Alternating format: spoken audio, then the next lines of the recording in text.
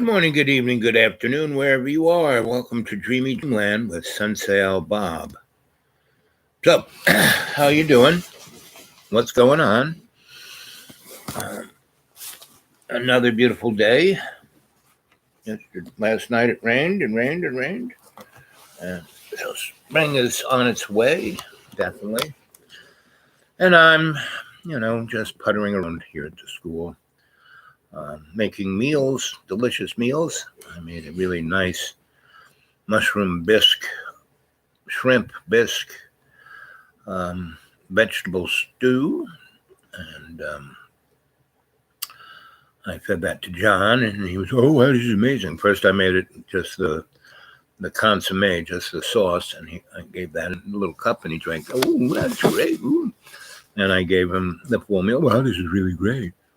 And pretty much every meal I've made for him. So I've been here all of January. That's 30 days. Now here's February. We're getting on to the 20th. So that's 50. Let's say 50 days so far. I might say I've made him, 2 meals a day, but more. I have food there that he can just take off, the top of the stove. I always keep a pot of rice and sauteed vegetables and whatever we had last. And I have a crock pot that at the end of each day, I kind of put everything into the crock pot and turn it on. And by morning, it's made a nice beginning of something. So it's always a good liquid to start other things with. And that's why that mushroom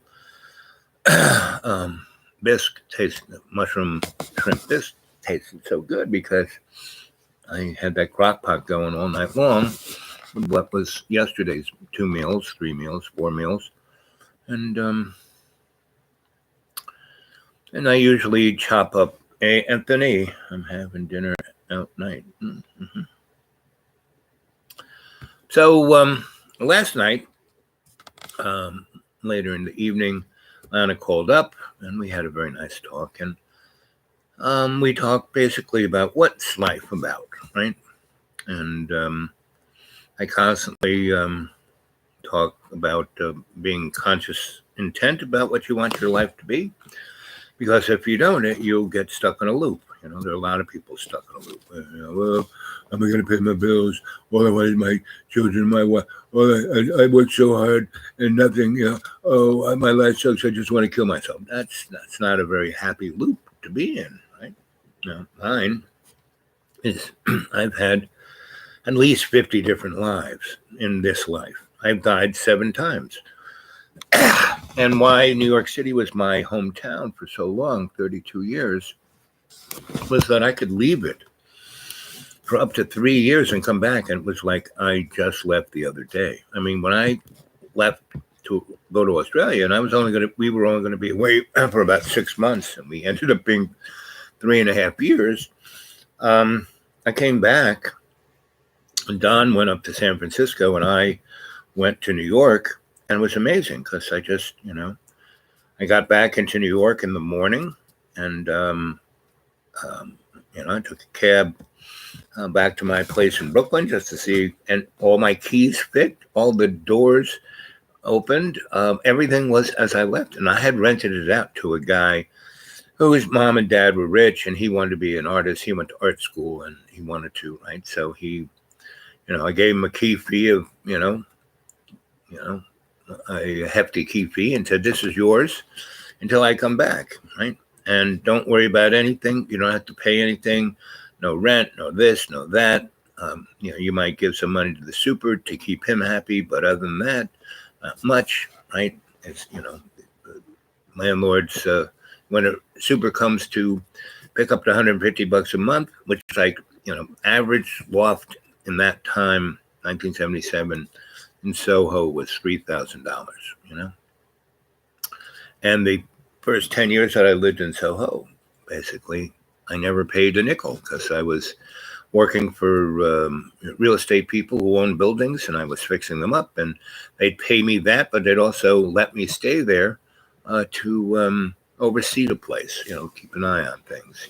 And I had some amazing lofts. I had Worcester Street, Green Street, Thomas, Spring, just amazing lofts. And that's why I could just, pick up and go someplace else, because I'd have this loft, I'd fix it up really nice for me to, have a good time in, to be comfy. And then some, corporate lawyer or Wall Street dude, oh, I want to live in Soho. And I'd show him, wow, this is amazing loft. I said, yep, you just pay me X, and that's for the key. And the rent is this much for at least the next 2 years. And then after that, it's up to you and the landlord. And they'd get a really great deal. I would get, I'd live there a year or 2 or 3 before I made the deal and fixed it up nice. And back in the when I came back from New Orleans in '75, I started fixing up rich people's. They bought the loft, they bought this, they paid for everything, did all that, and I would get a nice chunk of change for doing it, and I would get to stay there X amount of time. 6 months after. I'd say, okay, it's going to take a year to fix up, and I want 6 months to live here. So I would fix it up. I'd demo everything out. I would, rough in everything, the plumbing, the lighting, the wiring, put up walls and cover them, and then kick back. I'd have a kitchen and a bathroom, everything quite nice. And I'd live there for a year and a half. Sometimes I'd sublet it out to some other rich moron, but I'd have a contract stating I could do all the above. So it was quite a lucrative kind of thing. But I never, I never bought a building. And there were times when I could have, there were a couple buildings in Soho I could have bought for under 50 grand, but I didn't have under 50 grand. I had like $300 in the bank. Only person who had that kind of cash was my dad. I'd bring him, oh, this piece of shit won't worth anything. And then, 6 years later, the building sold for $20 million, Anyway, that is the essence of what life's about. Whether you can enjoy, meaning, so did I go, oh, I wish I made that $20 million. Oh, my father is a suckhead, blah, blah, blah. No. I had, unbelievable life. I was living like a millionaire without having to be one, right? And so that's what our life is to be about, and everything I ever did, I enjoyed doing. Every job I had, and the few jobs I didn't really enjoy, I didn't have for very long. When I was in New Mexico, in Albuquerque, for about a 6-month period, I worked. First, I got picked up by this guy, Dr. G, and he was a Hopi, Chicano, Irish, amazing dude who had, was one of the code talkers in, in the fighting of the Pacific War. He was a Marine. He survived, and he got made a major, because he looked pretty white, and he was really smart, well educated before he went into the service, and with the code talkers, because they were saving so many lives, because the Japanese couldn't listen to it and break that code. They had no idea what Hopi dialect was, and so the admirals on the ships talking to the boys on the beach could give orders without the Japanese knowing what they were saying, so they couldn't pre-position materials for people or fight against them, and that's why we won the Pacific, because of code walkers. So, and it saved thousands, hundreds of thousands of lives. This small group of 600 guys, 1,800 guys, saved, close to 500,000 people's lives. And all of those Marines knew this. So they protected those code talkers. There was no racism. I mean, these guys were like saving their lives. These Marines would throw themselves in front of to protect the Hopi guy. So it was quite an experience. And so when I was leaving Santa Fe, the city of walls, um, I was out on Interstate 25 hitchhiking to wherever. I had no idea where. It was nice, early, April, spring, warm. It was 60 at night, right? I just had a pair of jeans, a t-shirt, a pair of kicks, and that was it. Baseball cap, and that was it. I had nothing. I had no even a sack or nothing. Nothing. Flashlight was the only thing I had. And you know, like, there was nobody on there. It's a sign saying, "If you hitchhike, you're going to jail." Right. So I waited in front of that sign. I could see a car coming, 10 miles away, flat New Mexico. And so see the lights. I'd walked in because it was about 1 o'clock in the morning. All there was stars. There were no lights around, just stars. Amazing. Vincent Van Gogh sky. And I walked, down and put out my thumb. Car pulled out by. Walk up in front of the sign, wait, another car. Walk down, put my thumb out. After about an hour of that, I kept, going. See the lights? I went down there. And it was still 3 o'clock, still early, and still dark, still starry night. Put my thumb out.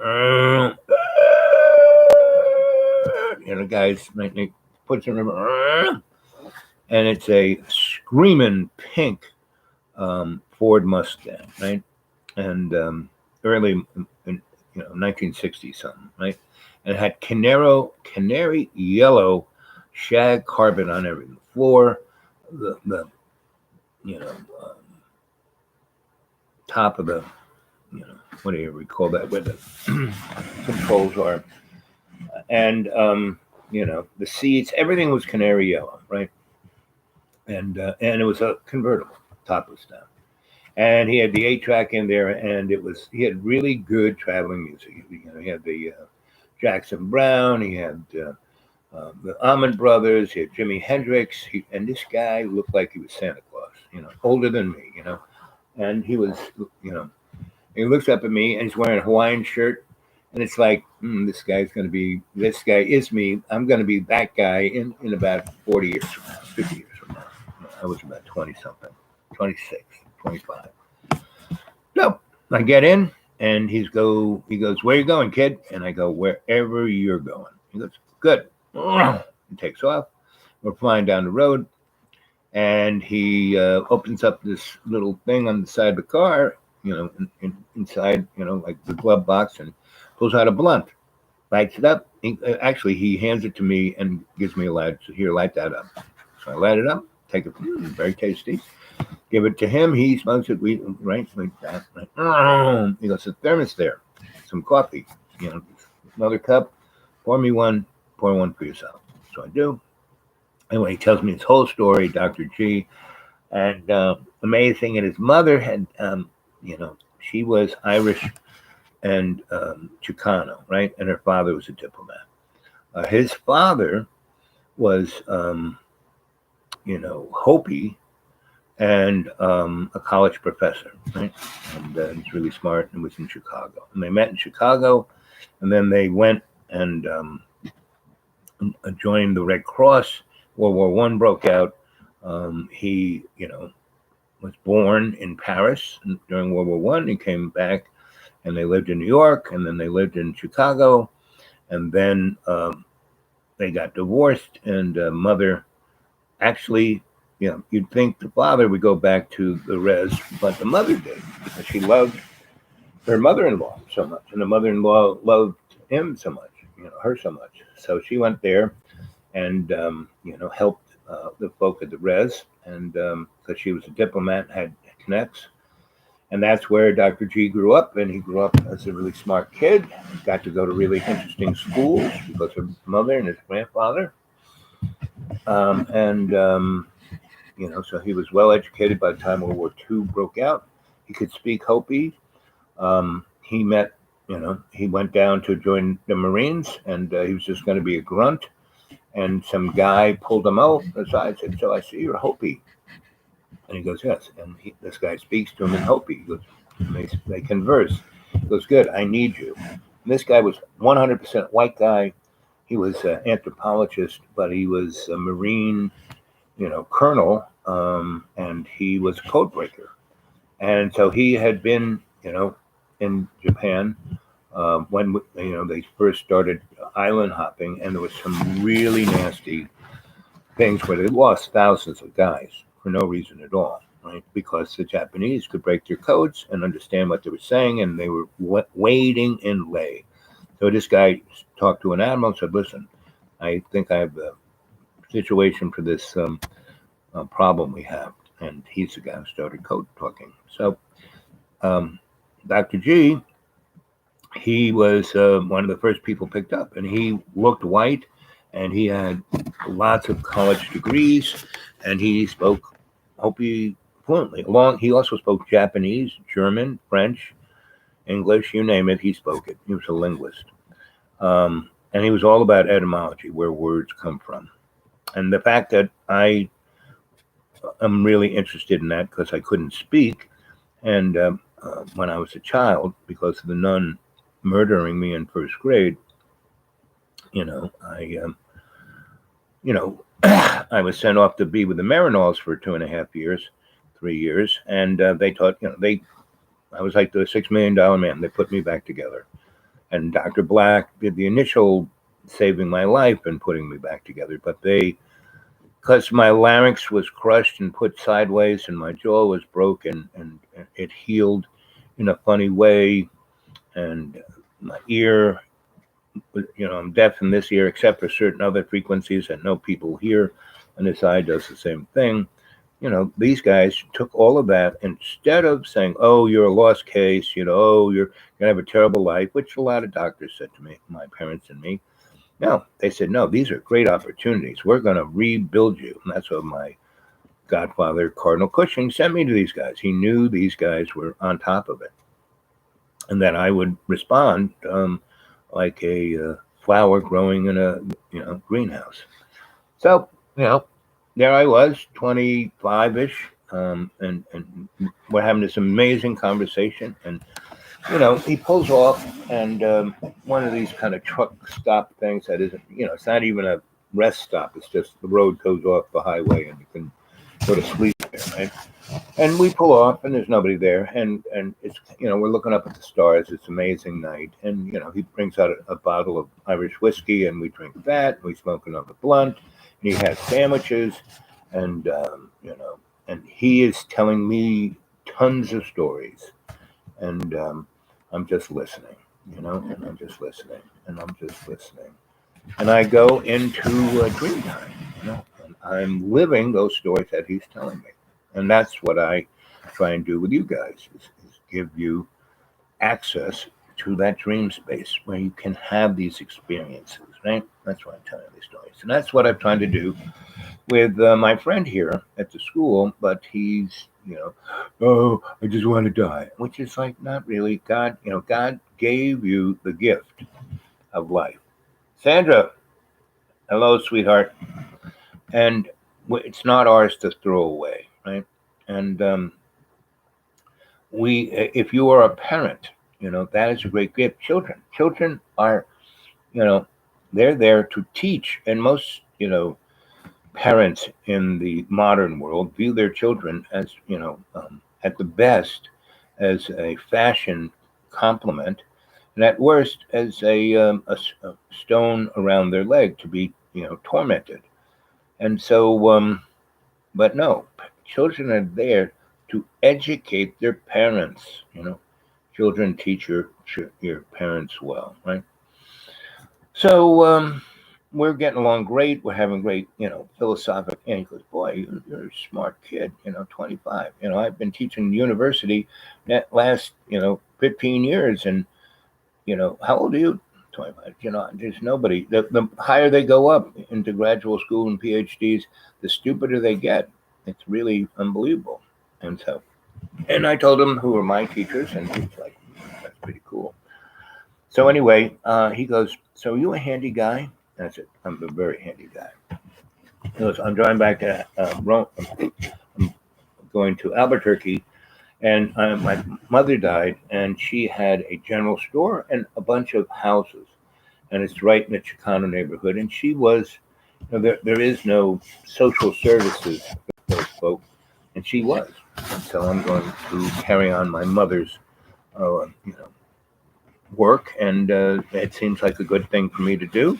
I have a lot of money in the bank. I have a trust from my father, who's rich diplomat, so I have a trust, so I don't really have to worry about money, and I'm writing all of these books. So what better place than to sit in the general store and write books and help people, and you can help people because she has all these houses, and about six of them really need to be fixed up. They basically are just just falling down, and those six are the traditional New Mexico, with Riga roofs, made from. It's like a New Mexican log cabin, very traditional, and it's usually a circle building, and you come in. There's one, like the front entrance goes into the center of the building, and there's and so each of those rooms have windows from both sides, right? And so and she goes, they don't have electricity, they don't have plumbing, they don't have anything. Can you do that? I said, sure.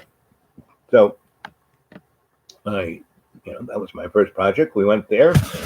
We went to this great hardware store that was kind of like Harbor Freight but better, and this other junk shop and a junk yard, and I just went through everything and got everything we needed for the least amount of money. He went and bought himself a truck, big, because New Mexico is all military. There are all these depots that you could go buy a Deuce truck for $500. I mean, a big, gigantic army truck, like a tank, six big wheels. You could pull anything, And we did. We bought one of those things, and we bought a medium-sized one of those things, with only four wheels, but still way bigger, heavier, stronger than what you would buy as a pickup truck. And the back was both of those trucks. The back was covered. So anyway, so we had these big trucks and his car, his Mustang, and I drove those things all over the place, and no one ever even blinked. And I had no driver's license, no nothing. And so, within, I'd say 2 months, I pretty much had everything fixed up. And he was like, well, you pick which one you want. You can live there for life. So I did, right? And I spent another month. So the whole neighborhood was Chicano. And so they're all OGs, gangs, you name it. The economy was all gambling, prostitution, marijuana, and dog fighting, right? And so, and so everyone loved his mother. Everyone loved him. So I was, his boy. So, and other people would say, "Oh, can you fix this?" And I would go fix it. I would just do it out of not. So the OGs would give me herb and because I was doing it for their grandma, that kind of stuff. It was very, barter, right? And these guys were ultra dangerous, but if you were part of their circle, they'd protect you, right? And there were no police, there was no authority. I mean, this was anarchy at its best. And so, that's what was going on. And the dog fighting that they had it wasn't like, guys would bring their killer dogs and they'd fight to the death. No, there'd be one killer dog, and the gangs would go steal rich people's dogs, like Fluffy and Muffy and Doobie, and they would just throw them into the ring, and then lift the gate up, and the killer dog would come out, and they would bet on how long, because these dogs were trained not to rip the dog apart, but to kill it. And if the dog was smart enough and fell down and played dead, the dog would stop, right? So And that was understood. The few smart ones would do that, right? The really stupid ones would be and run around and so, but as soon as it was dead, the dog would pull away because if the owners let those dogs tear the rich people fluffy dog apart, then that dog would become basically just a psychopath, killing dogs. So not good for. So the way they bet was how long it would take for Muffy to be killed, or pretend, how long it would be until the dog would stop. Right? Didn't have to be dead, and but if the dog thought it was dead, it would stop. If the dog was lying down and wasn't like moving or going after the killer dog would stop and go over to the gate. It would go up. So as soon as the dog walked away from its opponent, that was when the click. And they would bet on, to the second when the dog would stop doing that. And that was more fun than almost anything. Not for me, but for the people betting and that culture. Anyway, so that was their scene. And all I was doing was like reading. So, after about 3 weeks of me being there, and the first thing I fixed, there was this one great house that his mother lived in, but she got older and older. It had electricity, it had plumbing, but it was totally fucked. So I ripped it all apart and made it really nice for Dr. G and I to be in, and then I went after the 6 literal ones, right? And the OGs knew people who had equipment, so they dig up and forget about inspection, no inspection, right? So, but we put in septic line. There was no sewer lines. We just put in septic. Most people, those houses, they just shot outside. That's pretty much the rest of the world. They shit outside. And when people are, like the canary in the coal mine here, he uses 20 rolls of toilet paper in it. I mean, just amazing amounts of toilet paper. All you have to do, I have a little, I have one of these. This is my bidet, right? And I squirt my butt, and I take 2 little squares of toilet paper, and I wipe it off. That's it. Not like, half a roll just for one shot. No. Because where I live, I have no, I burn my toilet paper and I mulch my shit, right? And I use that as compost. Really good, right? Too bad the rest of the world doesn't do that. We wouldn't have to have big pharma and big ag if we did that, right? So anyway, and so one of these, New Mexico houses basically kind of collapsed. The outside walls were fine, and it was one of the bigger ones. It was maybe almost 3,000 square feet. And the big tree beams that went up to the roof, they were still there. So the structural part of that house was still there. And I basically, and the outside walls were gone because they weren't made from trees. They were just made out of cardboard. And I ripped all that off, and at that junk place, they had a ton of sliding glass doors, right? So I bought a ton of them, and they sold it to me for $1 a piece, something 7 feet high by 4 feet wide. And there were ones that had tracks, but there were a ton of just the windows. So that big house, the majority of the walls were gone, but the foundation of the building were of those, Vega trees, those big cedar trees. So that was up from the ground up maybe 4 feet, right? And so I built frames all around, and I just put the windows in those frames. And there were a couple of places on the inside where I put the tracks for this. There were about 8 of those sliding glass doors that actually kind of worked. I fixed them. And so from the inside, you could slide and go into the center core of it, right? So the whole thing was just lit up with sun, right? And I put those big sliding glass doors, skylights, and so I basically, the beams were still there. I put a frame up with 2x4s and set the skylights there and had the roof, so the water would just go straight off the sliding glass door and onto the roof and down to gutters and inside of this whole thing, I basically dug trenches and put septic in there for all these houses, right? Because I was composting all that shit because I turned this gigantic thing into a greenhouse. And the one of the OGs was growing his best bud there, right? Really super duper. He was a great botanist and he was making some amazing bud. And the police, everyone knew everything, but everyone was getting a cut, so everything worked fine. And in that area, if you were known, you never got hurt. There were no rapes or murders or killings or any of that, right?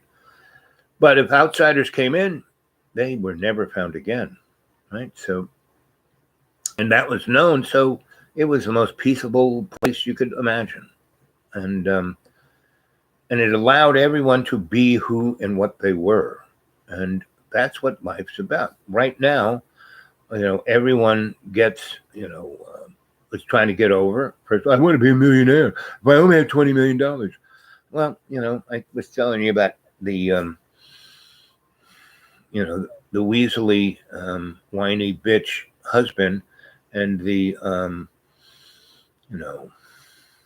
almost not a woman wife, whose parents were millionaires, right? And they were getting a check into their checking account every friggin' day, and all they do is whine about how poor they were. They had no jobs, They just would get thousands of dollars a week into their checking account and whine about it. And then when their parents died, their parents left them each about $10 million worth of stock. That if they had just left it in the stock market, all of those stocks were really old blue chips that were making money every month. So they would be getting $200 to $300 grand a year if they just left everything their parents left there, right? But no, they knew better, and they sold all of that stock and bought quote unquote ethical, environmentally sustainable investments, which all crashed, right?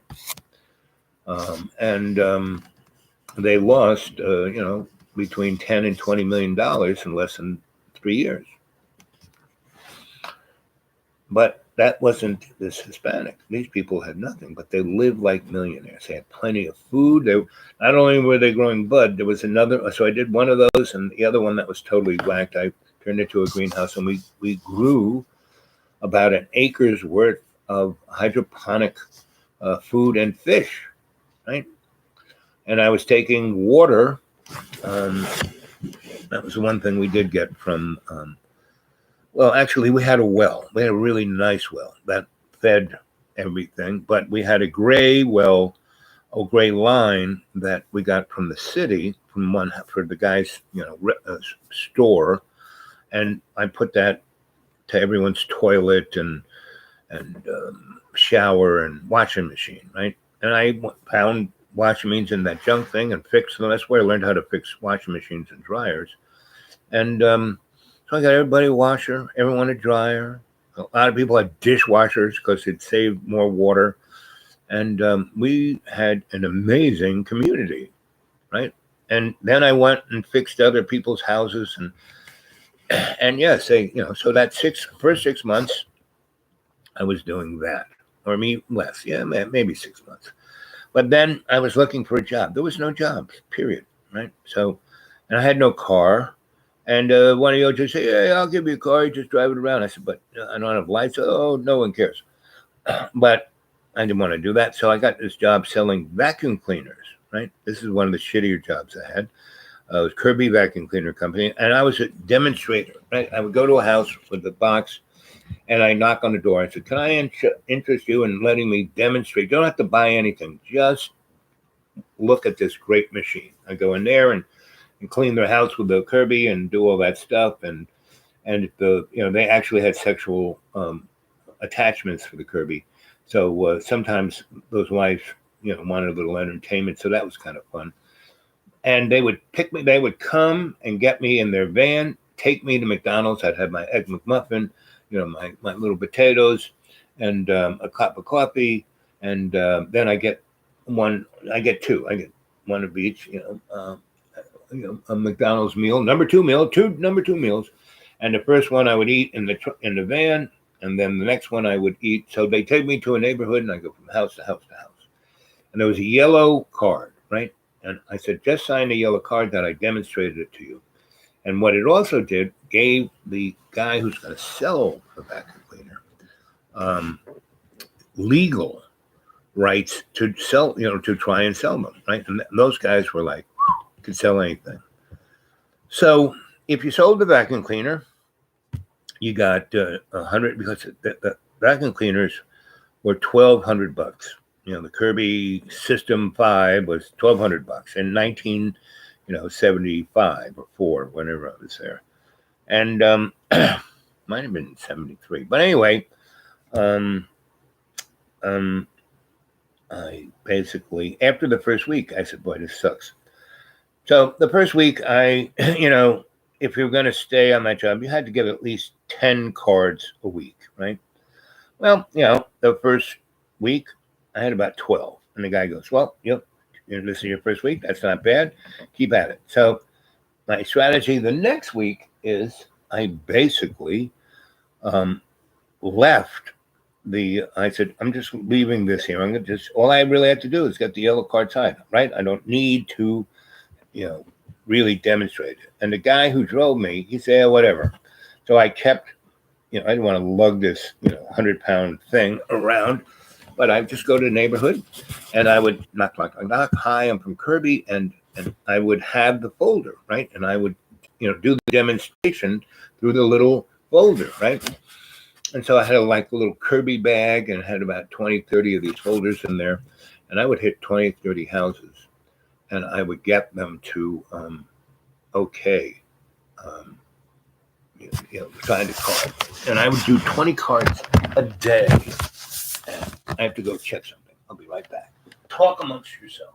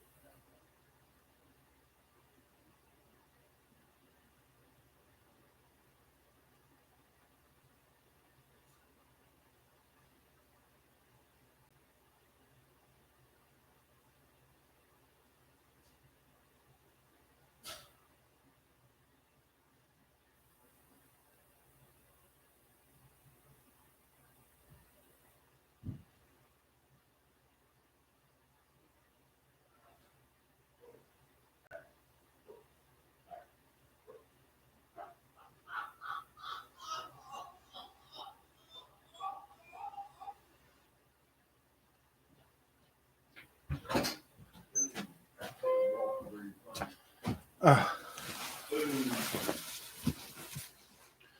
uh, uh, How are you? uh. Hey, how you doing? Finally, somebody took the call. That's my big friend. Oh, no, I don't know. I don't know if that has to do. It has something to do with why I'm your friend, Brad. It's of course that's not the only reason. You're like Al's a special person. Al's a special person to me, and somehow he showed up in my life and he helped me become a better person. And now we're gonna go look at the guest house. Whee! Okay, kids, I get all this work. I'm going to say Gliding. I'll catch you later. I'm going to shut the show down just for the moment. I'll see you later. I'll come back. I really did. It was not easy. We're going to come back. To arrange